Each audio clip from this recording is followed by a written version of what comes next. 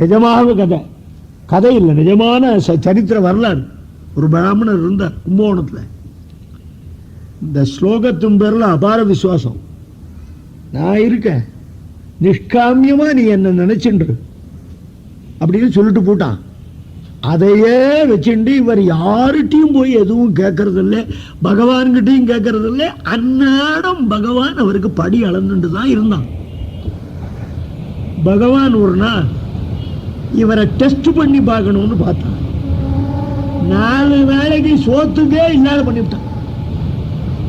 பசி வந்திட 10 பறந்து போம் அல்லவா.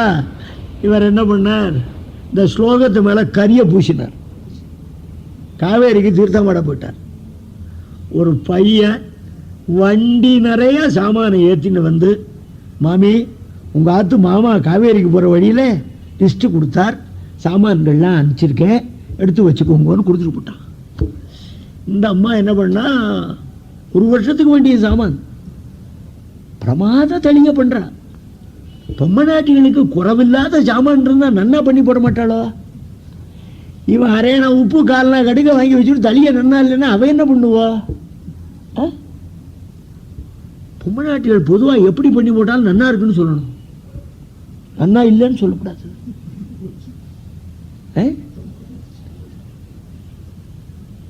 உபன்யாசுக்கு ஒரு சுவாமி வந்தார். அந்த ஊரில் ஒருத்தர் என்ன பண்ணார், ஆத்துக்காரிட்ட போய் இந்த மாதிரி பாமா வந்திருக்காருக்கிறத சொல்ல, நம்ம ஆத்துக்கு சாப்பிட வர சொல்லலான்னு பார்க்குறேன், வர சொல்லுங்களே. ஏம்மா சாம்பாரில் எதுக்கு இவ்வளோ உப்பை போட்டேன், என்ன வடை ஏன் இப்படி இருக்கு, கூட்டு வேகவே இல்லையே, பேசாரு. 1 வருஷம் ஆச்சு, அடுத்த வருஷம் கதைக்கு வராரு. ஏண்டே மாமா வராரு. அவன் கேட்டாமா எப்படி பண்ணி போட்டாலும் கோளாறு சொல்கிறான். அவனை இங்கே வரவிட இது என்ன பண்ணணும், தளியை பண்ணி போடுறான். நல்ல கெட்டிக்காரனாக இருந்தால் என்ன பண்ணணும், அம்மா இந்த கூட்டு எப்படி பண்ணியிருக்கேன், நானும் 50 வருஷமாக என் ஆத்துக்காரி பண்ணுறேன், இந்த மாதிரி டேஸ்ட் இல்லை, கொஞ்சம் ஓரமாக கொஞ்சம் உப்பு வைக்கிறியா. அப்போ என்ன இல்லைன்னு தெரியுது. அது அப்படி சொல்கிறவங்க இப்படி சொன்னால் அடுத்த வருஷம் வந்தாருன்னா, ஏண்டி மாமா பாவம் என்னத்தை சாப்பிட்றாரு, நம்ம ஆத்துலேயே இருக்கட்டும். இது பொதுவாக உங்களுக்கு சொல்கிறேன். மாமி தளியை பண்ணுறா, கமா கமான்னு வாட. இந்த பிராமணன் வந்தான், என்னடி ஏக தளியை பண்ணுறிய, ஏது சமாச்சாரம்னா, நீங்கள் தானே ஒருத்தங்கிட்ட அனுப்பிச்சேன்னா. யாரு, நான் அனுப்பிச்சேனா, எப்படி இருந்தான்னா, பையன் நன்னா தான் இருந்தான், உதடு கருத்து இருந்தது. உடனே போய் பார்க்குறான், ஸ்லோகத்தில் இவன் பூசின கறி பெருமாள் உதட்டில் பூசியிருக்கான், அந்த கறியை காணும். அதனால பகவானிடத்தில் எதையும் விரும்பாமல் அவனை தவிர வேறு விரும்பக்கூடிய பொருள் என்ன இருக்கிறது. உலகத்திலேயே உயர்ந்த வஸ்து ஒன்று உண்டானால் அது பகவான் தானே. ரசவாதம் கைப்பட்டு விட்டால் அவன் தொட்டதெல்லாம் பொன்னாகாதா. பகவான் ஒருத்தனுக்கு கிடைச்சிட்டான்னா அவனுக்கு மிச்ச பலன்கள்லாம் தானாகவே கிடைக்காதா. ஆகையினாலே அந்த பகவானிடத்திலேயே மனத்தை ஊன்ற வைத்தவனாக எவன் இருக்கானோ அவன் தான் ஞானி. தசரத மன்னா, நீர் வருந்தாதிரும் ராமன் திரும்பிடுவான்னா, 60,000 ஆண்டுகள் செங்கோலோச்சிய தசரதமா மன்னன் மகன் பிரிவினாலே பிராணத்தியாகம் பண்ணிவிட்டான். 4 பிள்ளைகளை பெற்றானே, ஒரு பிள்ளையாவது பக்கத்தில் இருந்தானா.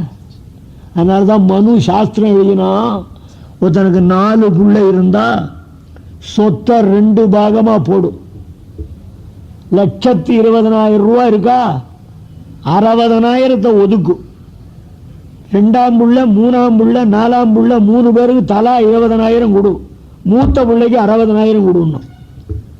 வேண்டாண்ணா, மிச்ச பிள்ளைகள்லாம் வேலைக்காக வெளியூருக்கு போகலாம். மூத்த புள்ள தகப்பனோடையே இருக்கணும். அவன் எப்போ சாவானோ தெரியாது, பக்கத்திலே இருந்து கர்மா பண்ணும். இப்போ அப்படிதான், எப்போ சாவான்னு எதிர்பார்த்துன்னு தான் இருக்கான். அதனால அவனுக்கு 3 பங்கு கொடுன்னா. பிள்ளைகளை பெற்ற என்ன பண்றது, ஒருத்தன் பக்கத்தில் இல்லையே. கும்பகோணத்தில் நாராயணன்கிற பேரில் ஒரு சுவாமி இருந்தார். ஆறாவமுத பெருமாளுக்கு புஷ்ப கைங்கரியம் பண்ணிட்டு மாலை சாத்திண்டு எழுந்தருள் இருந்தார். ஸ்ரீரங்கத்திலேருந்து ஒரு சுவாமி கும்பகோணத்துக்கு வந்தார். ஸ்ரீரங்கத்தான் வந்தான்னு எதையாவது கிளப்பி விடாத போக மாட்டான், அடியேனை தவிர. இந்த நாராயணங்கிற ஒரு குடிசையில் போய் தங்கினார். நாராயணா, உனக்கு வயசு என்ன இருக்குது? 50 போகிறது மாமா. கல்யாணம் பண்ணிட்டியா? இல்லை மாமா, பிரம்மச்சாரி. பெருமாள் கைங்கரியத்தில் ஈடுபட்டு இல்லறம் வேண்டான்னு இருக்கேன். அட வைத்தியரா, புள்ள பத்துக்கலன்னா நீ புத்துங்கிற நரகத்தில் விழுந்துருவடா, ஜாக்கிரதை. சேருங்க போடுத்து. இந்த நாராயணன் எங்கே இருக்கு? ராத்திரியெல்லாம் தூக்கம் இல்லை. ஐயோ, புத்துங்கிற நரகத்தில் பொத்துன்னு தள்ளிடுவாளாமே, என்ன பண்ணுறதுன்னு ஆறாவமுதனே அவருக்கு சேவை சாதிச்சு, நீர் இறந்தால் நான் உமக்கு தர்ப்பணம் பண்ணுகிறேன். இன்னைக்கும் அந்த உற்சவம் நடக்கிறது. ஆறாவமுதன் பவித்திர சாத்தின்னு காரியம் பண்றார். சர்வேஸ்வரனையே எல்லாமாக ஒருவன் நம்பி விடுவன். ஆனால் ஜடாயு எந்த பிள்ளையா பார்த்தான்? பட்சி. அவன் சாகர டயத்தில் அவனை அப்படியே கையில் ஏந்தி சந்தன கட்டி அடுக்கி அவனுக்கு பிரம்மமே சம்ஸ்காரத்தை பண்ண ஐயா பெருமாள். இந்த பிள்ளைகள்லாம் பிள்ளைகளா? நமக்கு பிள்ளைன்னா பகவான் ஒருத்தந்தான். நமக்கு செல்வம்னா தர்மத்துக்கு பண்ணுறது தான் செல்வம். பல கோடி சம்பாதிச்சிருக்கலாம். உனக்கு எத்தனை சொத்துன்னா 7000னா, ஏன்னா 7000 தான் தர்மம் பண்ணிருக்கான். அதுதான் இவன் சொத்து கூட வரப்போகிறது. மிச்சதெல்லாம் பூதம் புதையலை காக்கிற மாதிரி காத்துட்டு இருக்கேன். நம்ம சத்சங்கம், சாது சங்கம், இதுக்கு தாராளமாக நன்கொடை கொடுத்தாள்னா தர்ம கணக்கில் எழுதுவான். இன்னும் நீங்க கொடுக்கலன்னு நினைக்கிறேன். அதனால தாராளமாக நன்கொடை எனக்கு கேட்கல, சபாவுக்கு கொடுத்தா தான் இன்னும் உற்சாகம் உண்டாகி இன்னும் பல பேரை கொண்டு வந்து பலவிதமாக ஒவ்வொருத்தட்ட ஒவ்வொரு சரக்கு இருக்கும். அவனுக்கு என்ன தெரியும்னு சொல்லப்படாது. எவனா இருந்தாலும் அவங்கிட்ட ஒரு சரக்கு இருக்கும். எந்த பூவா இருந்தாலும் ஒரு துளித்தேன் இல்லாத இருக்க முடியாது. அதனால திருமலாச்சாரி தான் வரணுங்கிறது கிடையாது. பகவானை சொல்றவன் எவனா இருந்தாலும் அவனெல்லாம் வரவழைச்சு நீங்க அவன் வாயிலெல்லாம் கேட்கணும். வருடத்துக்கு ஒரு தடவை மாத்திரம் என்னை விடாத அழைக்கணும். புரியுதா? அவ்வளவுதான். தசரத மன்னன் பிராணத்தியாகம் பண்ணுகிறான். யாராவது ஒரு பிள்ளை வருகிற வரையிலும் தசரதனுடைய டெட் பாடி வீணாயிடப்படாதுன்னு அமிலத்தில் இட்டு பாதுகாக்கிறான் வசிஷ்டன். அப்பவே இந்த அமிலமெல்லாம் இருந்திருக்குன்னு தெரிகிறது. பாதுகாக்கிறான். கௌசல்யா தேவி கதறுகின்றாள். அது அப்படி இருக்க ராமன், சீதை, லட்சுமணன் மூவருமாக கங்கை கரையிலே அந்தணாளர்களான முனிவர்களெல்லாம் பெருமானை வரவேற்று உபசரிக்க இந்த பிராமணாளோட தங்கியிருக்கான் ராமன். அந்த சமயத்தில் ராமனை காண்பதற்காக ஒருவன் வருகிறான். ஆறு ஆயகாலையில் 1000 அம்பிக்கு நாயகன் போர்க்குகன் என்னும் நாமத்தான் தூய கங்கை துறை விடும் தொன்மையான் காயும் வில்லினன் கற்றிரள் தோழினான் அளவிறந்த படகுகளுக்கு சொந்தக்காரன், போர் புரிவதிலே வல்லவன், குகன் என்ற பெயரை உடையவன், தூய்மை ஆக்குகிற கங்கையிலே படகு செலுத்துகிற தொழிலை உடையவன், சத்ருக்களை காய்கிற வில்லை உடையவன், மலை போன்ற தோள்களை உடையவன். அவன் என்ன அழகா சொல்றார் பாருங்க. கங்கையை சொல்ற போது தூய கங்கை. ஆச்சாரிய சங்கரால் சொன்னாள், பகவத்கீதா கிஞ்சிதீதா கங்கா ஜலலவ கணிகா பீதா சகிருதபியேன முராரி சமர்ச்ச கிரியதே தஸ்ய யமேன ந சர்ச்சா. இந்த ஸ்லோகம் ஒன்று நினைவில் வச்சுட்டா போறோம். பகவத்கீதையில ஏதோ கொஞ்சம் தெரிஞ்சுக்கோ. கிருஷ்ண சைதன்ய பிரபு வாழ்ந்த காலத்தில் அவர் அப்படியே யாத்திரையாக வந்துட்டு இருக்கார். ஒரு பிராமணன் ஏதோ புஸ்தகத்தை வச்சுட்டு பாராயணம் பண்ணிட்டு இருக்கான். கிட்டக்க வந்தார். என்ன பாராயணம் பண்ணுறேன்னார். கீதா பாராயணம் பண்ணுறேன். அப்படியா அப்படின்னு புஸ்தகத்தை பார்த்தா தலைகீழ வச்சுட்டு இருக்கான். புஸ்தகத்தை தலைகீழ வச்சுட்டு, என்னப்பா தலைகீழ வச்சுட்டு இருக்கேன், என்ன பாராயணம்? சுவாமி, எனக்கு சம்ஸ்கிருதம் எல்லாம் தெரியாது, இந்த புஸ்தகத்தை தரப்பேன், அதில் ஒரு தேர், ஒரு வில்லாளி, ஒரு தேரோட்டி 3 பேரும் தெரியவா, அவளை பார்த்துட்டே இருப்பேன், புஸ்தகத்தை மூடி வச்சிருவேன்னா. நீ தான் கீதையை தெரிஞ்சவன். நமக்கு புஸ்தகத்துக்குள்ள ராஜேஷ்குமார் புஸ்தகத்தை வச்சுட்டு இருக்கோம். இரட்டை கொலை, இந்த இம்சை, இதெல்லாம் இந்த கதைகள்லாம் தெரியுமா? எங்க ஊர்ல நடந்தது. நான் என்ன பண்ணுவேன், மாமி 2ஆம் ஷோ போயிட்டா, மாமா மட்டும் ஆத்துல இருக்கார். பொழுது போகணுமேனு துப்பறிய நாவல் படிச்சுட்டு இருக்கார். அமாவாசை. அதுல ராத்திரி நடுராத்திரி 12 மணிக்கு பேய் வர மாதிரி ஒரு அத்தியாயம். படிக்க படிக்க இவருக்கு பயம். புசத்தை மூடி வச்சார். பெட்ரூம்ல லைட்டை போட்டுட்டார். படுத்து விட்டார்.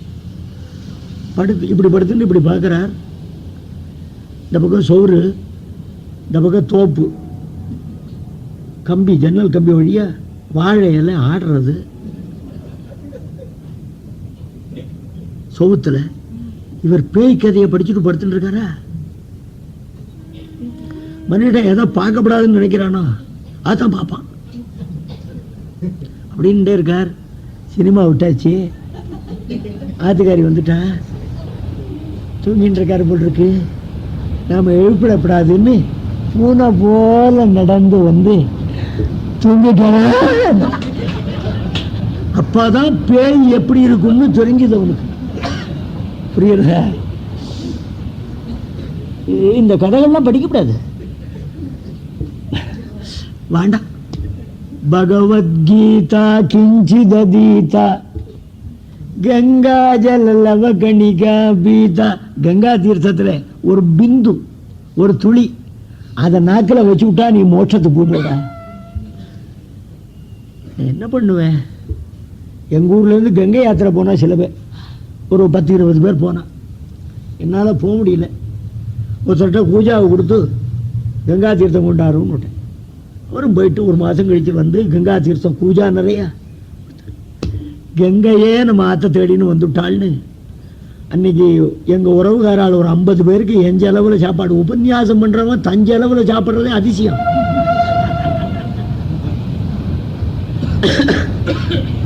ஒரு 50 பேருக்கு சாப்பாடு, ஆளுக்கு ஒரு உத்ரணி கங்கா தீர்த்தம்.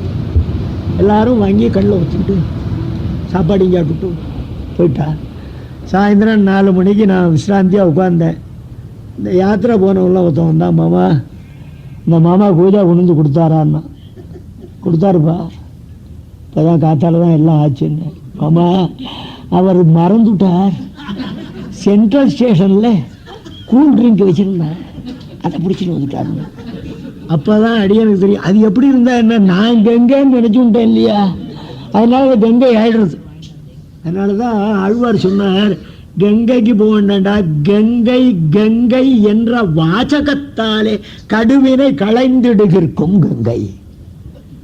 கங்கை கங்கைன்னு சொல்லிட்டு பைப்பு தண்ணியை பிடிச்சாட்டியான கங்கை ஆயிடுறதுன்னு பாருவர். அவ்வளோ போக வேண்டாம். ஒரே ஒரு தடவை முராரியான பகவானை சிந்தனை பண்ணியானா உனக்கு யமனோட வாதாட வேண்டிய அவசியம் இல்லைன்னா.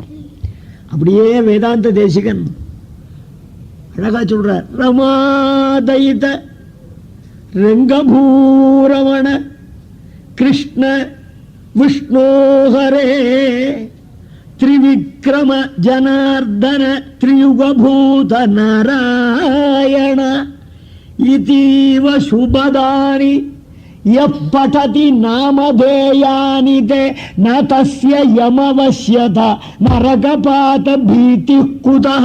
அபீதி ஸ்தவத்துல அற்புதமா சொல்ற. 2 அடியில பகவான் நாமாக்கள்லாம் சொல்லி சுபத்தை தரக்கூடிய இந்த நாமாக்களை எவன் சொல்றானோ அவனுக்கு யமனோட விவாதம் பண்ண வேண்டிய அவசியம் இல்லை, நரகத்தில் விழுந்து விடுவோம் என்று அஞ்சுதற்கும் இடமில்லை. நாராயணான்னு ஒரு தடவை வயல சொல்லப்படாதா? வேதாந்த மதம் 3 தான், அத்வைதம், துவைதம், விசிஷ்டாத்வைதம். இந்த 3 பேர் கொண்ட கொள்கைகளில் வேற்றுமை இருந்தாலும் 3 பேரும் பிரம்மமாக ஏற்றுக்கொண்டது நாராயணன் ஒருவரைத்தான் இல்லையா? சங்கர பகவத்பாதாள் இன்னைக்கும் கையெழுத்து போடுற போது என்ன போடுறார்? நாராயண ஸ்மிருதி. வெவ்வேறு வகையாக மதங்கள் பாகுபடுத்தப்பட்டாலும் எல்லாத்துக்கும் ஆதி மூலமாக சொல்லப்படுவது மத்வருக்கு நாராயணன் தான், வைஷ்ணவனுக்கு நாராயணன் தான், அத்வைதிக்கு நாராயணன் தான். நாராயணன் தான் ஆதி பிரம்மங்கிறதே. பிரம்மசூத்திர பாஷ்யத்தை சேவிச்சேன்னா எல்லாம் நன்னா புரியும் உங்களுக்கு. அதனால அந்த கங்கையிலே ஓடம் செலுத்துகிறவன் இன்னும் எப்படி இருக்கான்னா, இந்த பறை என்ற வாத்தியத்தை கையில் வச்சுருக்கான். இருட்டு ஒன்றாக திரண்டு வருமானால் எப்படி இருக்குமோ அப்படிப்பட்ட திருமேனி.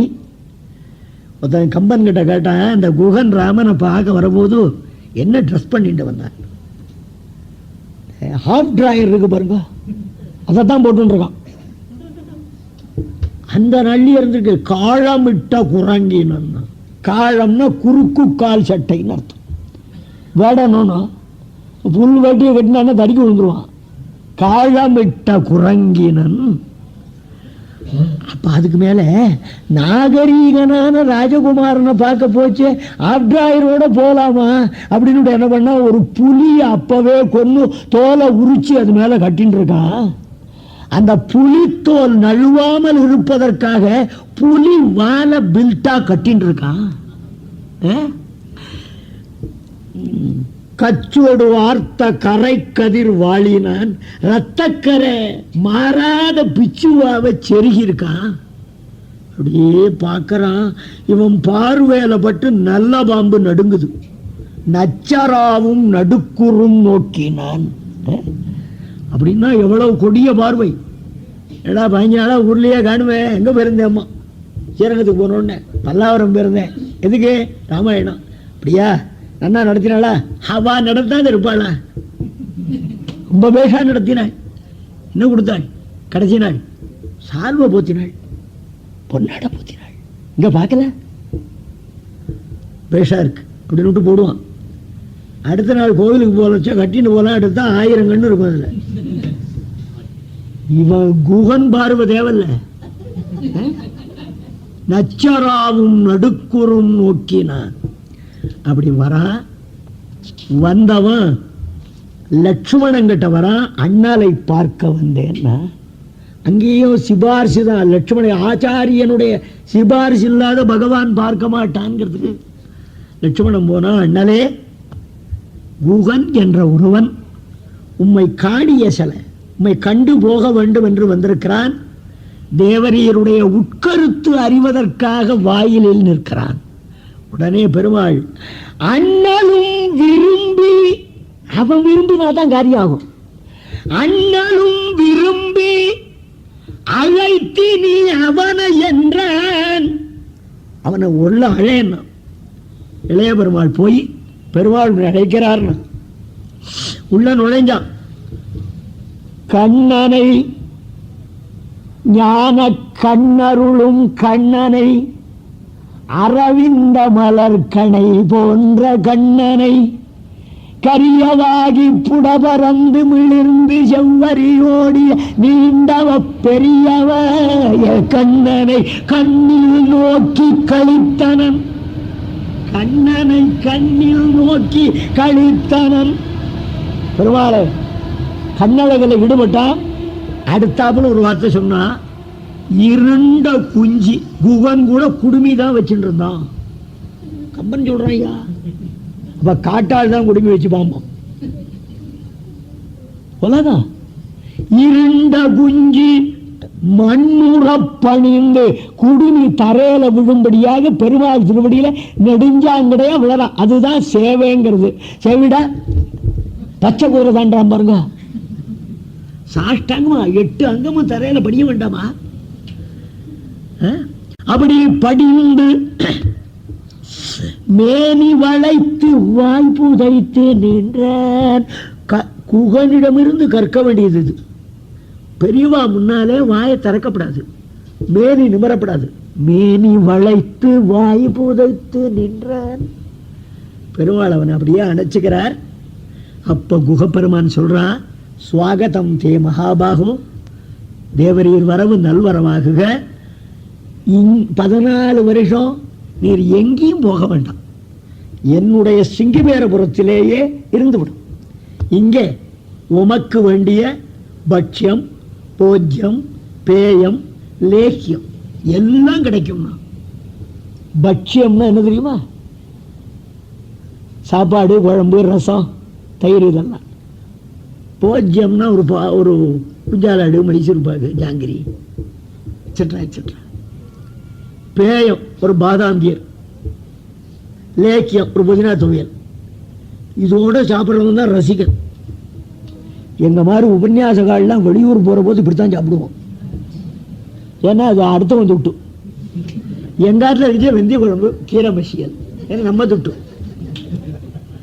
இப்ப நிஜமாவே இந்த மாதிரி சாப்பிட்றேன் நினைக்காது. சொல்றேன், ஒரு வார்த்தைக்கு சொல்றேனே தவிர யாரு போடுறேங்கிற. இப்ப எல்லாவற்றிலே தங்கிட்டுமானா இங்க இடமே விட்டார.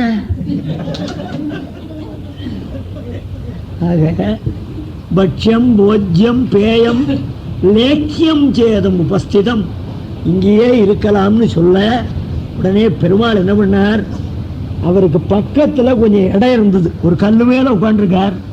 Guha please take your சீட்னா.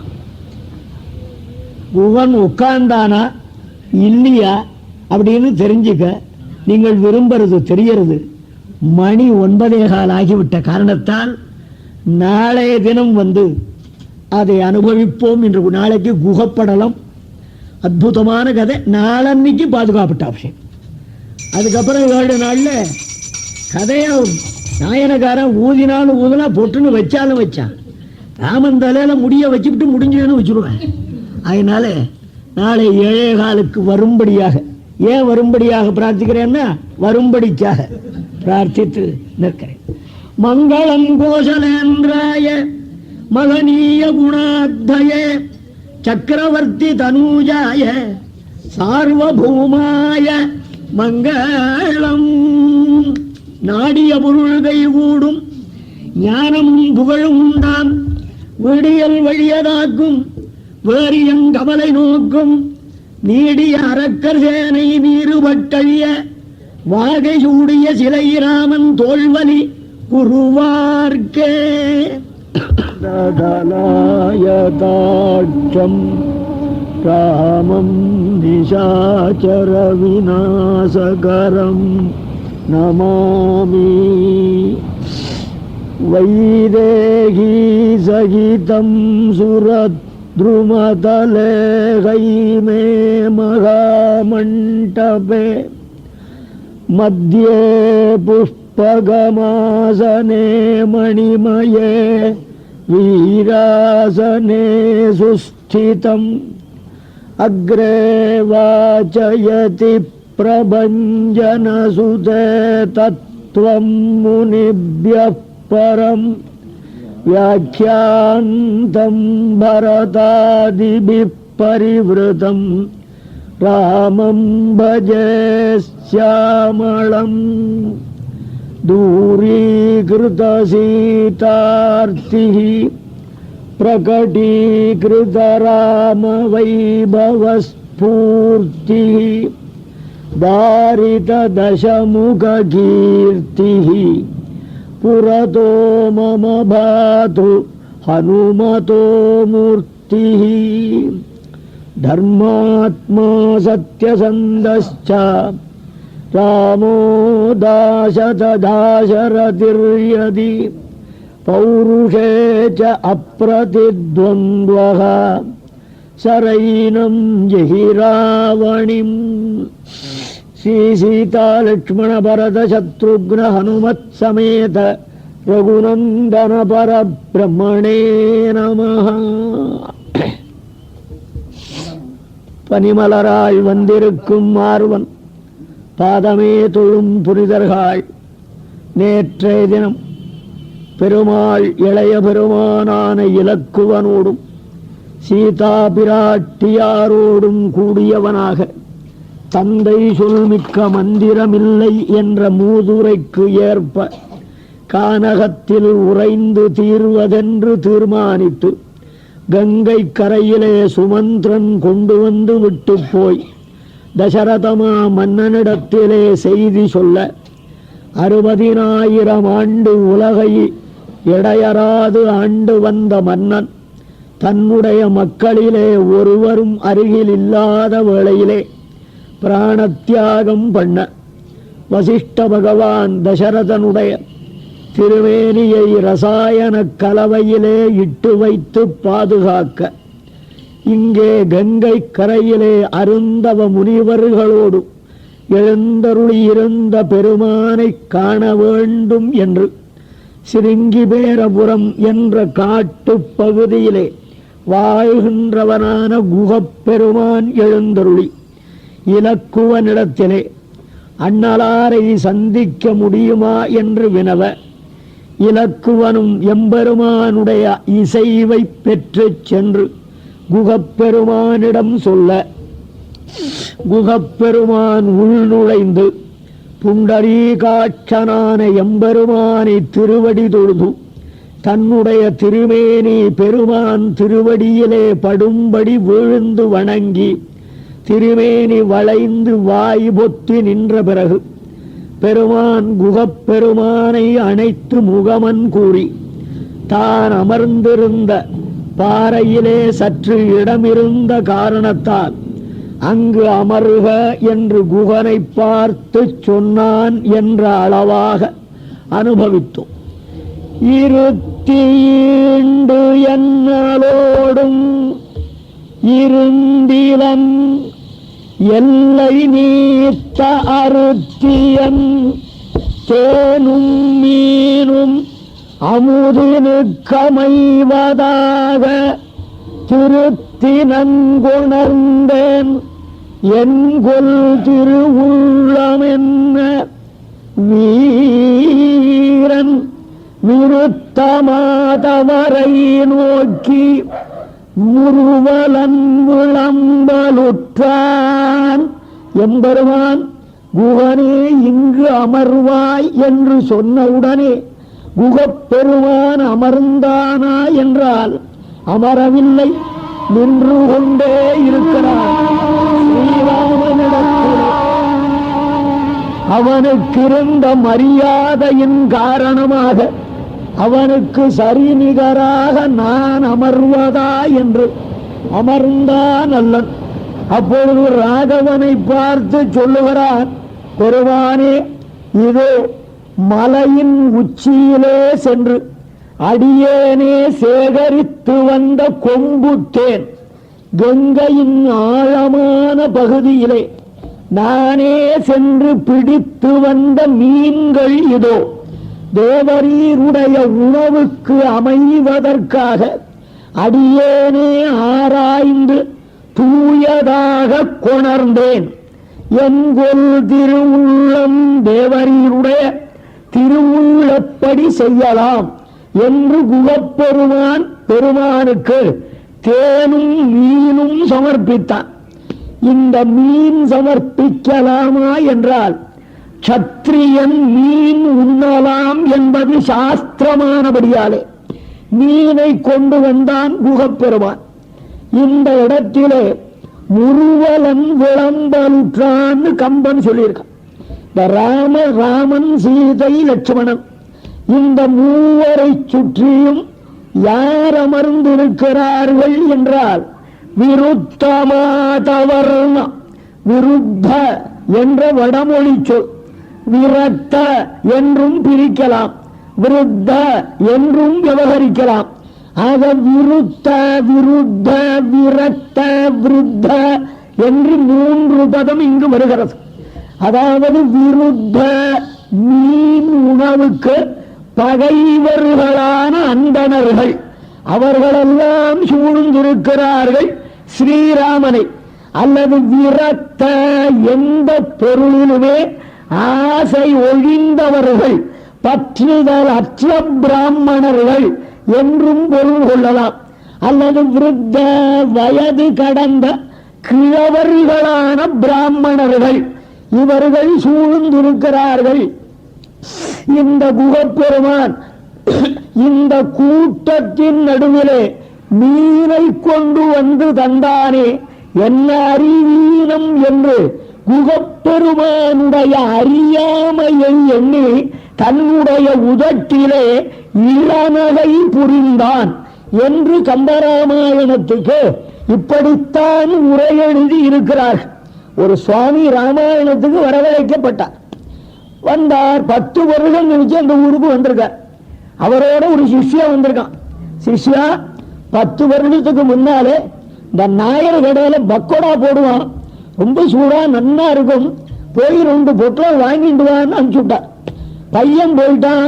இந்த கதை ஏற்பாடு பண்ணுவாள்லாம் பாகவதரோட பேசுறதுக்காக வந்து கூடியிருக்கான். இந்த பையன் வந்தான், மாமா நாயர் கடை நிறுத்தி 4 வருடம் ஆச்சான்னா. அப்ப அந்த பாகவதர் மூஞ்சிய பார்த்தா எப்படி இருக்கும்? அந்த நிலைமையில ராமன் முகம் இருந்தது. இந்த குகனுடைய அறியாமையை நோக்கி பெருமான் இளநகை கொண்டான்தான் வைமு சடகோப ராமானுஜாச்சாரியார் உட்பட விரிவுரை எழுதியிருக்கிறார்கள். ஆனால் உண்மையான அர்த்தம் என்ன என்றால், இவன் தேனையும் மீனையும் சமர்ப்பித்து தேவரீர் உண்ண வேண்டும் என்று வற்புறுத்தாமல் என் கொள் திருவுள்ளம் என்றானே.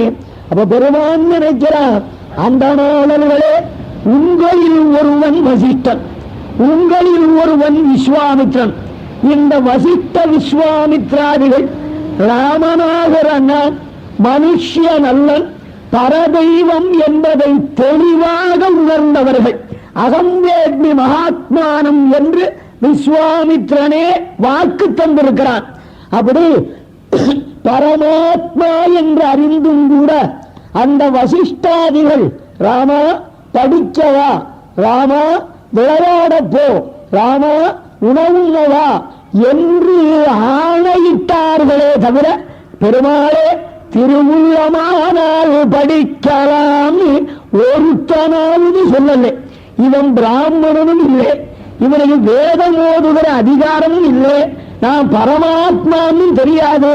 அப்படி இருக்க வற்புறுத்தாது என்ன திருவுள்ளமோ என்கிறானே, இவனுக்கு உங்களில் ஒருவர் ஈடாவீர்களா என்று அந்தணர்கள் அறியாமையை எண்ணித்தான் இளநகை புரிந்தான் என்றுதான் இங்கு அர்த்தம் கொள்ள வேண்டுமே தவிர குகனை மட்டமாக பெருமான் நினைத்ததாக கொள்ள இடமே இல்லை. அப்ப பெருமான் சொல்றார், அறியதாம் உவப்ப உள்ள தன்பினால் அமைந்த காதல் தெரிதர கொணர்ந்த என்றால் அமிழ்வினும் சீர்த்தவன்ற பரிவினில் தைய எண்ணில் பவித்திரம் எம்மனோர்க்கும் உரியனையினின் நாமும் உண்டனம் அன்றோ என்றான். முகப்பெருமானே, அருமையானவைகளாய் பெறுபவர்களுடைய மனம் மகிழும்படி மனத்திலே மெய்யன்பினால் உண்டான விருப்பம் வெளிப்பட காணிக்கையாக கொண்டு வரப்பட்ட பொருள் எதுவாக இருந்தாலும் அது தேவாமிர்தத்தை விட சிறந்தது என்பதுதான் என்னுடைய அபிப்பிராயம். அந்த வஸ்துக்கள் நம்மால் அன்போடு ஏற்கப்பட்டன என்பதை உணர்வீர். ஐயா, என்னை போன்றவர்களுக்கு இந்த பக்தியோடு கூடிய காணிக்கையை இட்டாயே இந்த பக்தி கலந்திருக்குமானால் இந்த உணவு இந்த அந்தணர்களும் உன்னற்கு ஏற்றவைகளே. கொடுக்கின்ற பதார்த்தம் எது என்பது முக்கியமில்லை, கொடுக்கின்றவனுடைய மனத்தில் அன்பு நிறைந்திருக்கிறதா என்பதைத்தான் இறைவன் பார்க்குகின்றான். பகவானியே சொன்ன பத்திரம் புஷ்பம் பலம் தோயம் யோமே பக்தியா பிரயச்சதின்னு சொல்லிட்டான். அப்பா பத்திரம் எனக்கு வாழை இலையில தான் சமர்ப்பிக்கணும்னு கிடையாதுடா. ஏதோ தோட்டத்து காம்பு உண்டுக்கு வெளியில ஒரு நொணாச்செடி இருந்ததுன்னா அது இலையா இருந்தாலும் போரும். புஷ்பம் எனக்கு செந்தாமரை மலர்ந்தா வேணுங்கிறது இல்லை, தும்பை பூவாக இருந்தாலும் போதும். பழம் எனக்கு ஆப்பிள் தான் வேணுங்கிறது இல்லை, மணத்தக்காளி பழமாக இருந்தாலும் போதும். தோயம் எனக்கு கங்கை நீர் தான் வேண்டும் என்பதில்லை, குழாய் நீராக இருந்தாலும் போதும். ஆனால் அவைகள் உள்ளன்போடு தரப்பட்டவையாக இருக்க வேண்டும். ஸ்ரீ பராசர பட்டர் காலத்தில் பெருமாளுக்கு எந்த பூவை சாத்தலாம்னு கேள்வி வர, எந்த பூவாக இருந்தாலும் பெருமானுக்கு விலக்கத்தக்கது அன்று. எதை வேண்டுமானாலும் இடலாம், ஆனால் அன்போடு இட வேண்டும் என்று கூற பக்தருடைய சீடரான நஞ்சியர் அவர் சாஸ்திரம் அறிந்தவரானபடியாலே நதோ கண்டகாரிகாம் பகவதேன்யவேதவேது. இந்த கண்டங்கத்திரின்னு ஒரு செடி நீங்க பார்த்திருப்பேன்னு நினைக்கிறேன். அந்த பிஞ்சு கத்திரிக்காயில எங்க பார்த்தாலும் முள்ளா இருக்கும், அந்த பூவுல எங்க பார்த்தாலும் முள்ளா இருக்கும். அந்த கண்டங்கத்திரி பூவை இறைவனுக்கு சமர்ப்பிக்காது அப்படின்னு சாஸ்திரம் ஒதுக்கி இருக்கிறது. நீர் எந்த பூவை வேண்டுமானாலும் இடலாம்னு சொல்றீரே, இது சாத்திரத்துக்கு முரணாக இருக்கின்றது என்று கேட்க அதுக்கு பட்டர் சொன்னார், சாஸ்திரம் என்பது என்ன? பகவானுடைய வார்த்தை, அவன் வாயால் சொன்னது. அவன் எதனாலே கண்டங்கத்திரி பூவை இடாதேன்னு சொன்னான் தெரியுமா? தனக்கு வேண்டாம் என்பதற்காக அன்று, தனக்கு இடுவதற்காக பறிக்கின்ற அடியவனுடைய கையிலே முள் முறித்து விடுவோ என்பதற்காக சாஸ்திரம் விலக்கியதுன்னு அர்த்தம் சொன்னார். ஆகையினாலே ஒரு பரமதரித்திரன் குச்சேலன் அவன் என்ன கொண்டு போனான் பகவானுக்கு? அழுக்கு துணி, அதுல 1000 ஓட்டு, அதை 4 வீட்டில பிச்சை எடுத்த அவன், அதுவும் சொந்தம் இல்லை, அதை முடிஞ்சு கொடுத்திருக்காள். அதை எடுத்துட்டு கண்ணனம் பெருமானை பார்க்க போறான். அவார்த்த சமஸ்தகாவனாய், சிவப்பதியாய், சர்வேஸ்வரனாய், சகல கல்யாண குணோபேதனான பகவானை இந்த குச்சேலன் போறான் பார்க்கறதுக்கு. இவனை பார்த்தோன்னே பகவான் என்ன பண்றான்? ரொம்ப அருமையான இடம். வழி நடந்து இழைத்தவே இம்மலரடி 2 என்று கல்மவி சிறப்ப மெல்ல வருடினான் கமலக்கண்ணன். தன்னுடைய மனைவி ருக்மிணி பிராட்டியினுடைய படுக்கையிலேந்து எழுந்து குச்சேலனை வரவேற்க கண்ணபிரான் ஓடி வருகிறான். வந்தவன் என்ன பண்ண? குச்சேலனுடைய ஸ்ரீபாதத்தை கையால பிடிச்சான். சுதாமாபுரி எங்க இருக்கு, துவாரகை எங்க இருக்கு, இவ்வளவு தூரம் இந்த ஒடிசல் சரீரத்தோட நடந்து வந்தீரே, வழி நடந்து இழைத்தவே இம்மலரடினா. அவன் பித்தவடி ஆருக்கு குச்சேலனுக்கு எம்பெருமான் மலரடின்னு அப்படியே அமுக்கி விடுறான். இந்த குச்சேலன் நல்லறிவாளன் தானே, நியாயமா என்ன செஞ்சிருக்கணும்? சர்வேஸ்வரன் நம்ம காலை பிடிக்கிறதா, நம்ம காட்டின்னு இருக்கிறதா அப்படின்னு ஒதுங்க வேண்டியதானே. ஒதுங்கல்ல, அப்படியே நிற்கணும். இப்படி நிக்கலாமா? அதுதான் பேரறிஞன் செயல். இப்போ இந்த டெஸ்க் இருக்கு, இந்த டெஸ்க்ல இப்போ ஸ்ரீராமாயணத்தை வச்சுட்டு ரொம்ப மரியாதையோட நான் சொல்லிட்டு இருக்கேன். இது கொஞ்ச நாள் கழிச்சு இந்த டெஸ்கே உள்ள இருந்ததுன்னா காலை தூக்கி அது மேல போட்டு அப்படி சாஞ்சிட்டு டிவி பார்ப்பேன். தோக்கிற இந்தியா மேட்ச அவ்வளவு ஆனந்தமா பார்ப்பேன் இல்லையா?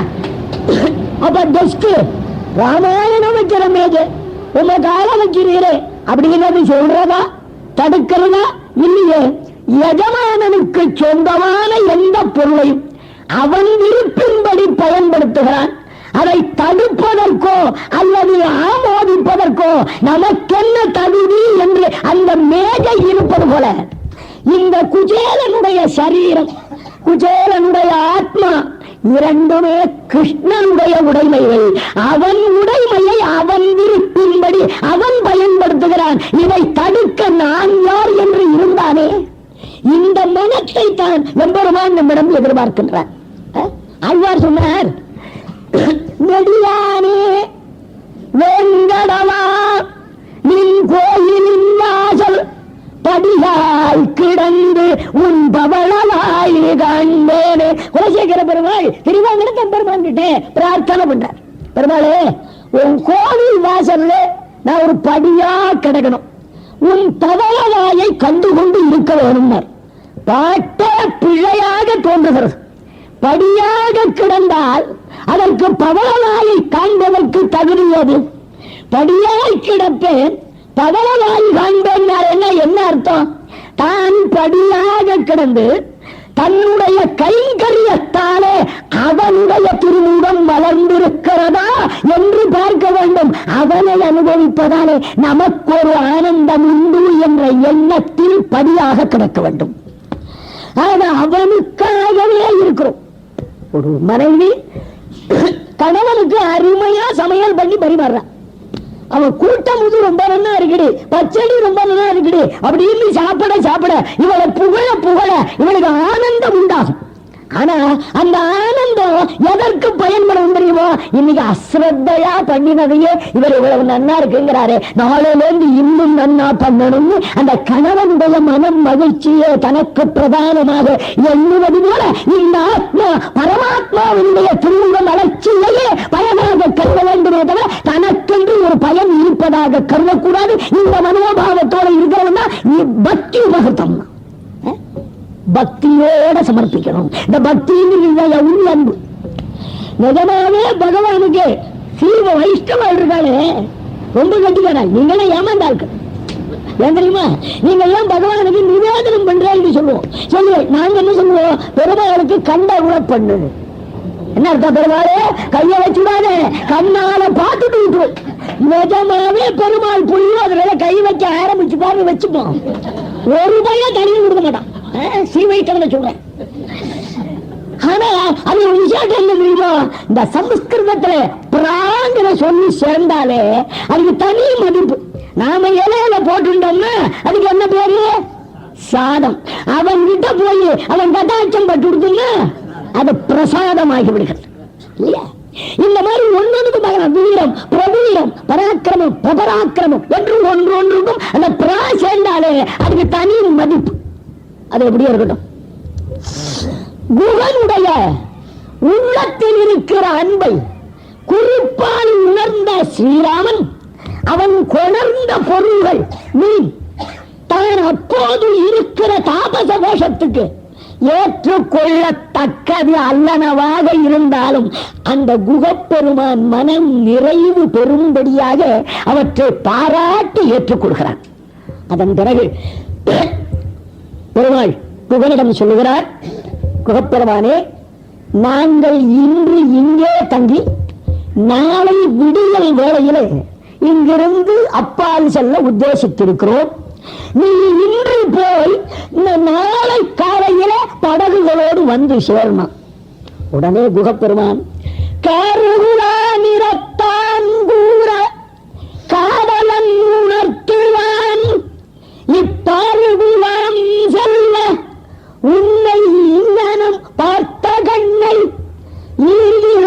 கல்வனேன் யான் என்னலின் இருக்கை நோக்கி தீருகிலேன் ஆனதையாக செய்துவன் அடிமை என்றான்.